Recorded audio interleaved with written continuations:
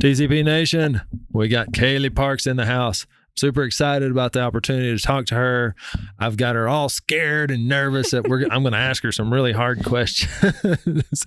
But no, I think it's a representation of what the truth is about a lot of people in our community that are just kind of behind the scenes. They hide behind the computer at the office. And so it's a really fun opportunity for me, and I think probably everybody at Southwestern Group, to hear your side of the story or what you think about things and how you do what you do. So welcome to the show. Thanks for coming, and I look forward to the conversation. Why don't you start, like, just who are you? Where'd you come from? I know a little bit, but a lot of our listeners may not, and sure, we'd like to paint that picture for them. Sure. Yeah. Well, as you mentioned, my name is Kaylee Parks, and I'm one of the founders of Southwestern.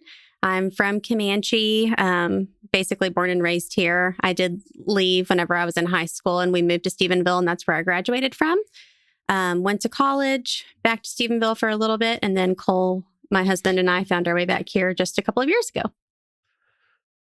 Is your family, so I think you might have just said this.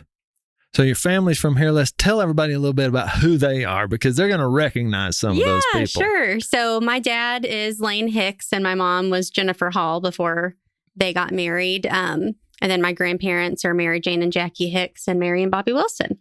So the whole clan's here. My mom's in Stephenville, but everybody else is here. For those who don't know Jackie Hicks, you got to meet him. You got to get to know him. I mean, he's bales hay. I went to school with, well, I didn't really go to school with Lane, but I went with Laramie. Mm-hmm. Laramie was maybe a year older than me. But so I've known their family for a long time. I just love them. They're all really great, salt of the earth people. And when I say their family, I mean your family. Yeah, they're great. I'm really blessed to have all of them. So did you ever get in on any of that hay baling?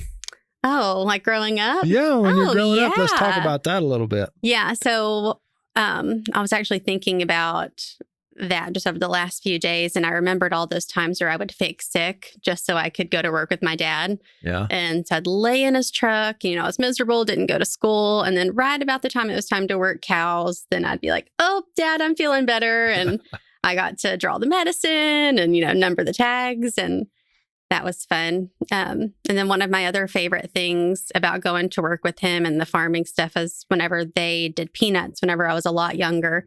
And during harvest time, my brother and I would get to crawl up in the trailer where all the peanuts were going into, and we'd just eat them. And my dad would be like, stop eating so many. You're going to have a stomach ache. Right. And we're like, no, this is great.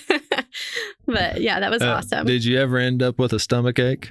Not that I remember, but I'm sure. I've had a stomach ache from raw peanuts, and it's just like any stomach ache, but you can definitely get it. Yeah. Eating enough raw peanuts. All right, cool. So that partially paints the picture, in my estimation, of why you might be interested in the history of Comanche, sure. Why you might be supporting this little series about and focused on the history of Comanche.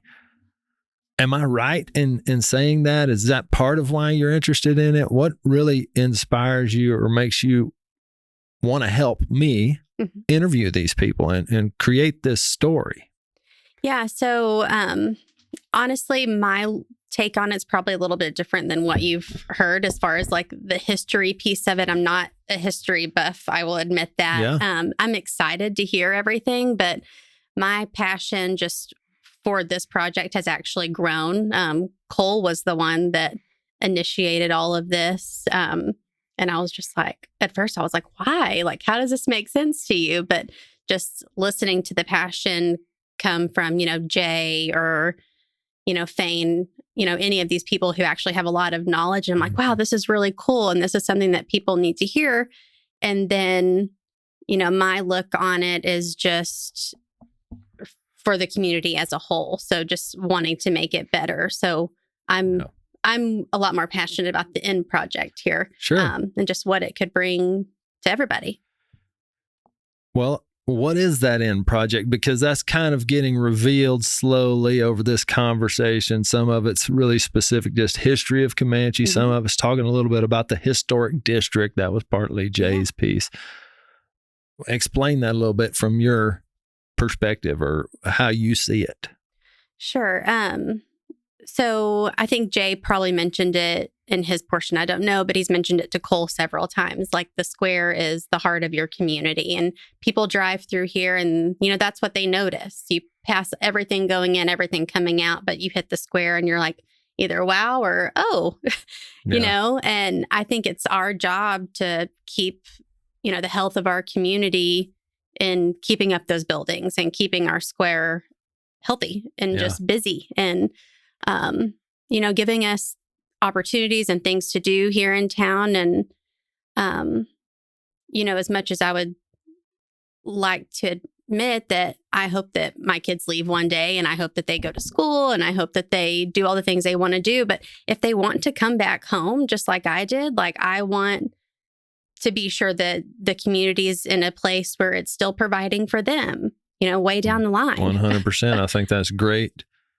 It's thinking about future Kaylee and future Holton, future Heidi. I mean, I do a lot of these interviews, and one of the things that, not in this particular series, but from another guy I'd interviewed, his name's Steve Barden. He's a biologist, but he taught me a thing, and I mention it almost every conversation, is he challenges his team, his people, to not make every decision based on today Neil. Like, think about future Neil. Like, let's just give future Neil a chance here for a minute to have some influence on what you're talking about doing. I think that's really good. I think you and Cole and the team at Southwestern are putting your money where your mouth is there by investing in this community, investing in projects like this, historic districts. All this activity is something nobody's really helping you with. You're doing it because you think it's going to benefit others. Now, I know Cole good enough. I know you good enough. It's also a financial thing. It can help your business succeed and do well. But along the way, when you find those win-win situations, that's a lot of fun, in my opinion. I really like that. Sure. And if we can teach, others who may have been considering and dabbling in some of the real estate on the square, that there are options that, that you could potentially get some funding for and make a little bit more sense, then I think that's a win-win too. Absolutely. And it really helps. I was just at a basketball tournament. The kids were playing in Goldthwaite. Thursday night, shouldn't be much happening. Well, we went to a little restaurant. It was packed. Yeah. I was frustrated. Like, this was supposed to be easy. I was supposed to get in here, eat, get home, get the kids back ready for school. But it really highlighted the truth about anything that brings people to your town helps everybody, helps the restaurants, helps the hotels, helps any of the people who have retail type businesses. It increases that traffic. So I think a robust real estate appearance on the square of the county seat is super important. And if this is the first episode you've listened to, and we're probably going to put Kaylee's out later in the week, go back and listen to all these conversations with Fane, James Wilson, Jay Fiershing, Freda Jones. These are people that have lived in this community forever. It makes me remember a piece of the conversation with Mr. Wilson. He said, Saturday used to be come to the square. That's what everybody did for entertainment. It was like everybody was poor. It was depression times. So entertainment wasn't drive to the Metroplex and go to the opera. It was come to the square, meet up with everybody, hear how their week went. So it was that just real central part of their community, our community. So if we revitalize that, which people have been doing this for a while. I mean, there's a lot of people who've put businesses in on the square, who have made sure we've got good reasons for people to come to town. Y'all are adding to that. Right. And this is fun for me. I really enjoy it. Like, I don't even know if I would care if my kids never left Comanche. Sure. I almost think it's better. I think Comanche is better than most any other place. Although I left, I went and did school. Sure. I mean, there's a lot to learn elsewhere. Sure. But my roots run deep, and it's just a beautiful thing. And I'm not a history buff either. Like, we're very much alike in that way. Right.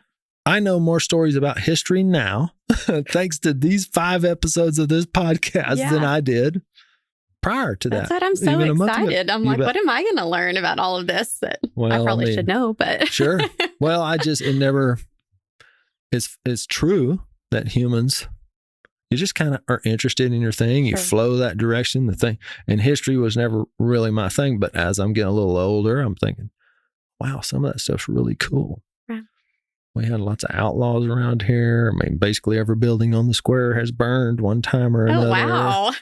Jay Fiershing, I asked him something like, what's unique about Comanche? He's like, well, I think Comanche's burned and blown up more than about any other little town in Texas. Now that's something everybody should know. Oh, yeah. I mean, That's funny.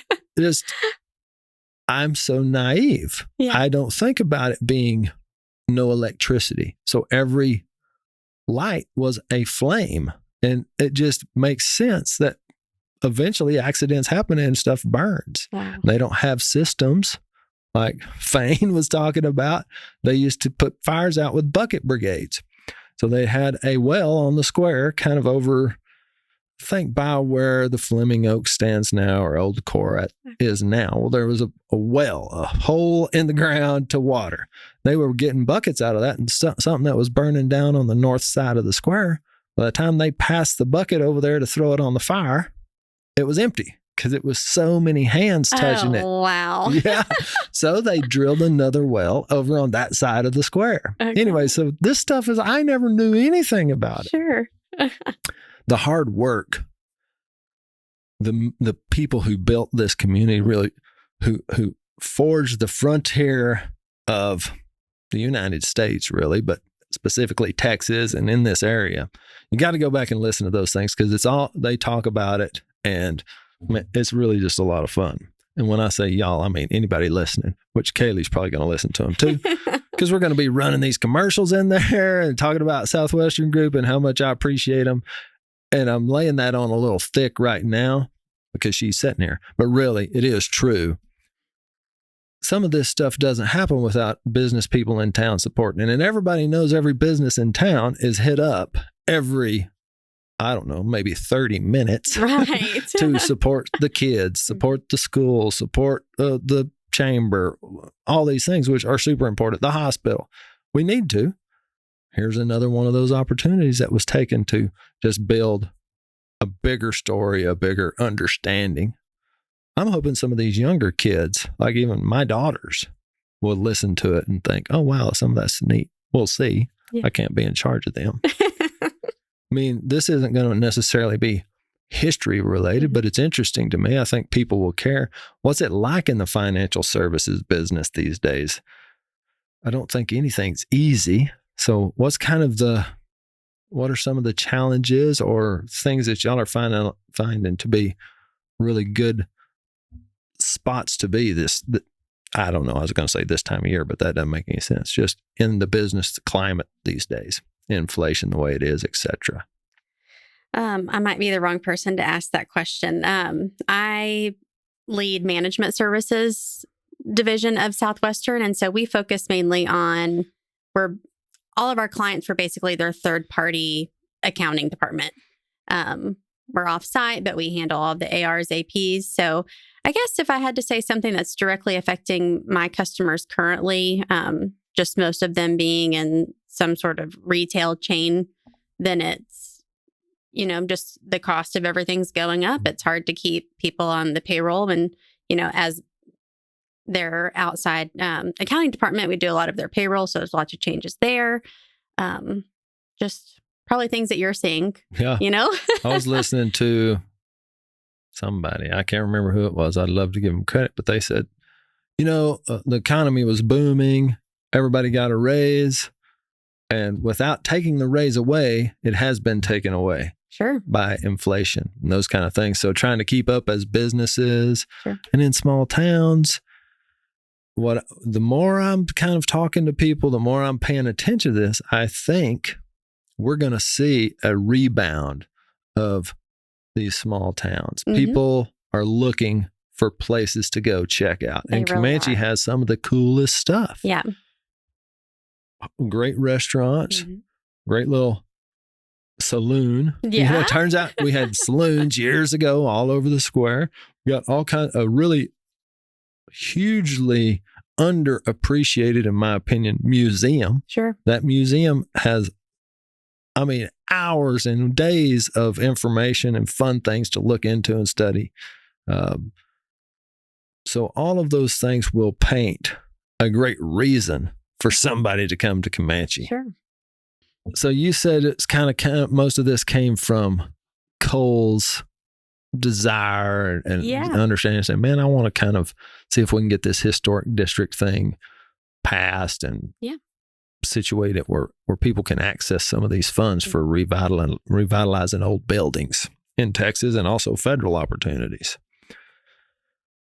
What's it like trying to just stay with him? You know what I'm saying? When he gets his mind on something, how do y'all work that out, in a marriage and business partners and all these things? How do you navigate that? Yeah. So Cole and I have a lot of similarities, but we have more differences. And I think that we balance each other out a lot. So Cole, like, if there's an opportunity, he's going to go after it. He's going to take it. He's going to figure out all the ins and outs. And me, I'm just back here being like, whoa, slow down. Are you sure you want to do that? Yeah. And sometimes you just got to let him go. And, we have yet to come to an opportunity that he has not been able to figure out. I can say that. As hesitant as I am, he just perseveres through it, I guess. Yeah, I mean, he's going to make it work. But yeah, he's a lot to keep up with. That's for sure. No. I like being around him for that reason. You know, he challenges my thoughts about things and approaches towards things. So, that's kind of fun part of being friends with you guys. Yeah. I think it's a great illustration of what life is like, especially in marriage. And marriage is one thing. Business partners is another thing. And now you've got quite a few other employees. That adds a lot of dynamics. Yep. Talk about that a little bit. So are you involved in the hiring of people, the management of people? Who kind of leads that piece of the business, or is that separated? Like, you have kind of a team that does the management services stuff. He has a separate team. How's that structured? Yeah. So up until probably a year and a half ago, really, we've just really been growing, and we've had to hire several new admin that just keep our head above water, basically, on all the little things. And they are pretty spread, amongst all the entities, but each entity does have one manager. And then those managers have really been taking the lead on a lot of the hiring, just, with all the changeover, with the need to hire. There's just really not enough time to interview all the time. Sure. So, and it's hard to keep a flow of people that you can interview. I've always got a job open. I don't always have applicants. Yes. So it's a stress that happens in life, in business, to stay up with that. Yeah. So we've been doing a lot of delegating of those responsibilities, which is kind of hard for me to let go of sometimes. But it's good. I'm glad that we have a team that I can trust to do things like that, because that's a big deal. What's it like balancing that mom role, junior high? Yeah. I thought kids. That as the kids got older, it was going to get easier. I'm finding that is not true. Yeah. So I do find myself, working from home a lot more, just to accommodate school schedules, basketball schedules. I want to be involved in my kids' activities. And if that means I have to make adjustments to my work life and still get everything done. But if I have to stay here in Comanche instead of going to the Stephenville office, then that's what I want to do, so I can be there for them. And, if I could volunteer all of my time and not work, I think I would. Sure. I just get so much out of that. So you bet. That's another balance too. Like, well, you're also delaying gratification. So some of the things that you're doing, which is work, which is building a business, has to be done. Sure. Just like you said, well, that's not an option for me to just volunteer, do things at church, help with the community.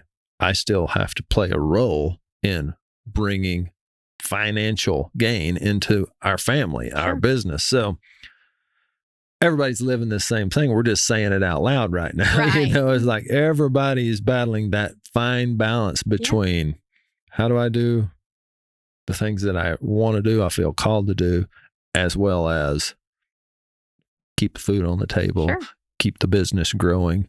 Especially when you start growing a business, now you're responsible for not you, but every person that works in that business. That's right. Like, especially when it's yours, you really feel that understanding that, well, hey, we could just shut her down tomorrow, but that means all of these people got to figure something out. And that's really not a great answer. Yeah. Well, and then taking responsibility for them and their professional growth too. Like, it's hard for me to let go sometimes as they're growing into their own positions.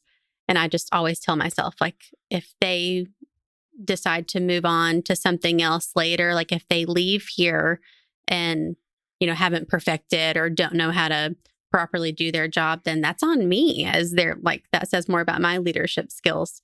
So it's like another layer of stress. Like, they're of course not my children, but I feel the need to like raise them up in their professions because that's my job. Well, and then I know for me, you could tell me if you feel the same way. Like, half the time, I don't know what I'm doing. Like, I'm in charge of helping them figure it out, but I'm still not sure if I even know, So it's leadership and being a great resource for somebody. I think that it really also lends itself to this parenting thing. Accountability is important. Like, giving your kids everything is the biggest detriment you could do.